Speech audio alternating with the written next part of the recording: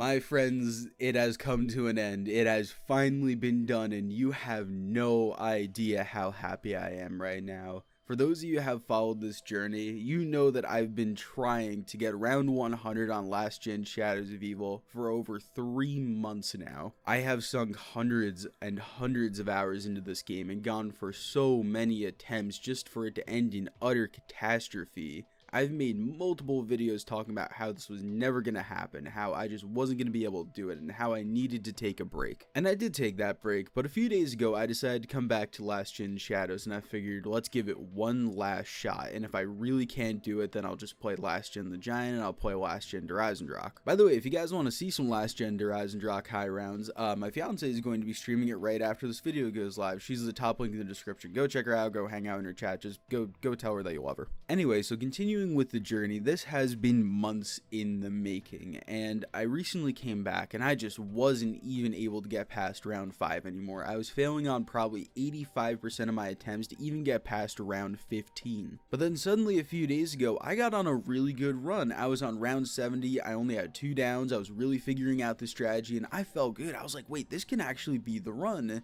And then all of a sudden I took a 3rd down on round 70, and I'm like, well, this is probably another wasted day. I'm not going to be able to get to 100 with this. I have no more quick revives. And I was sitting there talking to my fiance, and she says to me, you know what? Why don't you just stream the game? I mean, like, there's no harm in it, and if you die, whatever, at least you were able to stream. At least you're able to have a little bit of fun with the chat, you know what I mean? And I was like, you know what? You're right. You know, I should just stream this. I should have a little bit of fun. Why not? Why should I just waste all this time? So I went to round 75 just because I wanted to have that little queen number, and I wanted it to be 75. So we only had 25 left to go. And I started up my stream, and I figured, well, we're probably going to die on 80, 85, maybe I'll get to 90 if I'm really lucky, but 100 is just not going to happen. I have no more quick revive. But lo and behold, after 4.5 hours, and ending at 4 in the morning, chat was hanging out with me, chat was killing the game, hyping me up.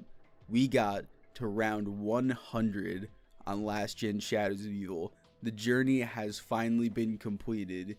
Your dude finally did it. It honestly feels like a massive weight lifted off my shoulders. Because if you guys don't remember, in my original Last Gen Shadows video, I said 2,000 likes and I would go for around 100. Well, that video ended up like doing really well, and it has almost 240,000 views and about 13,000 likes, and I still get comments every few hours saying, Luke, when are you gonna finish this? When are you gonna finish this? And it's weighed on me for a long time, so it just feels so good to get that off my shoulders.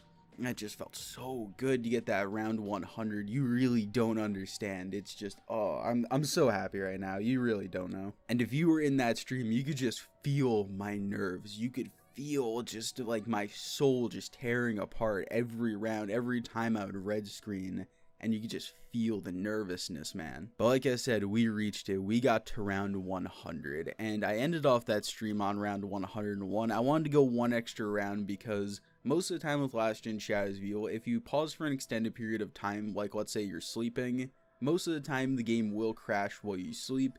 You'll unpause and you'll just get connection interrupted and it'll kick you out of the game. So I went to sleep that night thinking, you know what, 101 is it. We're not going to be able to get any further. The game's going to crash overnight, especially since the frames were getting really bad and the game was just starting to get really jittery in general. I didn't think it was going to last through the night.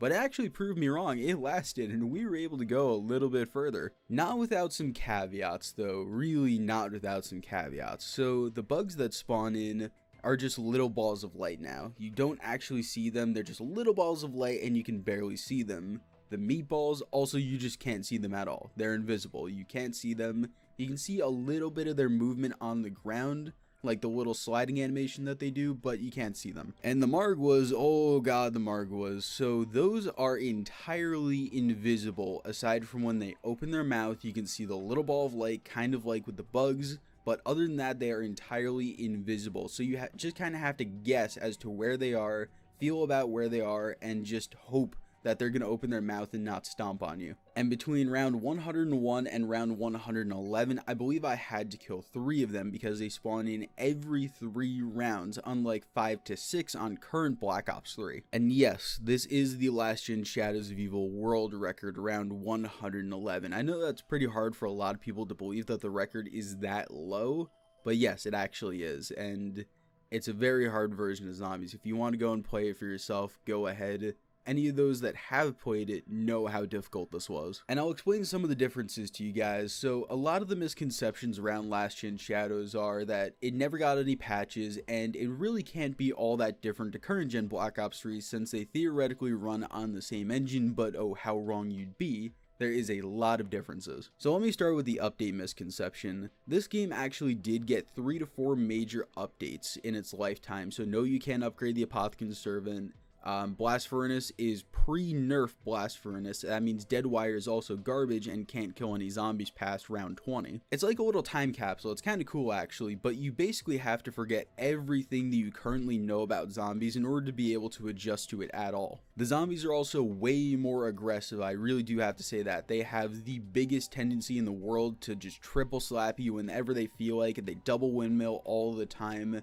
You have about an 85% failure rate getting past round 10 on most of the maps that you do on last gen. Just because the way that the sprinting mechanics work, they hold on to you like they're in World at War. If anyone's ever played World at War, you know what I'm talking about, where the zombies just stick to you and they won't let you go. So imagine zombies double windmilling you and then holding on to you. It's a pretty hard mechanic to deal with, but the game does tend to get easier as it goes along. You also can't get the Apothicon Servant back from the box if you do get rid of it, or you do lose it from a down with Mule Kick, so make sure that if you're going to use Mule Kick, you know absolutely 100% which one is your Apothicon Servant. There are also death barriers in the tram car, the perks just look different, the game just plays different, everything is so different about this version, and it crashes unreally easy. You have no idea. I've thrown low Arnie's in the late 30s and crashed my game. So you have to be very careful about what you're doing in this game, and that's why I was so shocked that at around 111, I didn't even crash. I downed. I probably could have kept going for a while as long as I didn't end up throwing low Arnie.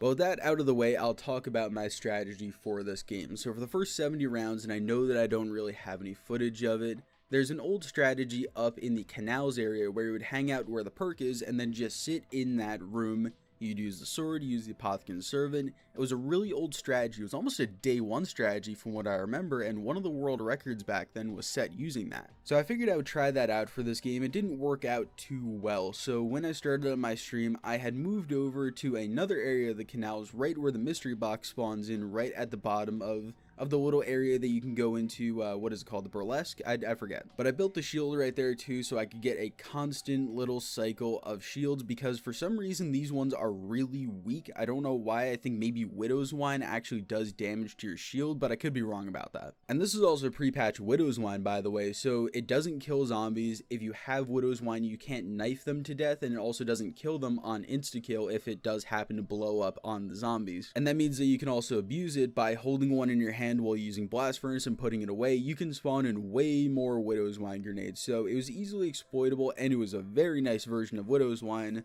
but there is some major differences from the current one. But yes, in that area of the canals, I was using the Breccia with Blast Furnace and the Apothicon Servant, and my perks were Juggernog, Speed Cola, Double Tap, and Widow's Wine.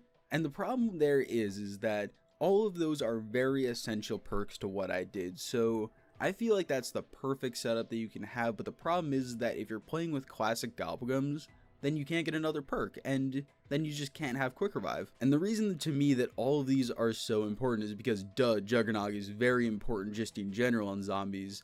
The zombies also act in a very erratic way, and sometimes they don't respond to what you're doing, so they'll kind of lag behind. And you'll see what I mean in the footage, where they'll run into a corner randomly, and then a few seconds later they'll react to it. So you really have to be careful about that, and Widows will really save your ass a lot. And then Speed Cola is important because if you're using the Apothicon Servant and the Breccia, sometimes you need to react very quickly and you need to shoot multiple times very quickly, so these slow reloads just aren't cutting it. And then lastly, Double Tap. This is probably going to be the one that's most contentious to people as to, hey, why didn't you just get Mule Kick and then you could have had turn and this would have been a quicker game? Well, the reason that I chose Double Tap is because with the Margwas, they have a lot of health at the end of the game, and with the Breccia not having a lot of ammo, it's one of those decisions that I decided, you know what, I would rather do more damage to the Margwas and then be easier to kill rather than just running 3 guns and it'd take forever to knock off the head of a Margwa. And also your alternate ammo types such as Blast Furnace and Turn and stuff, the reset timer on them is affected by double tap, so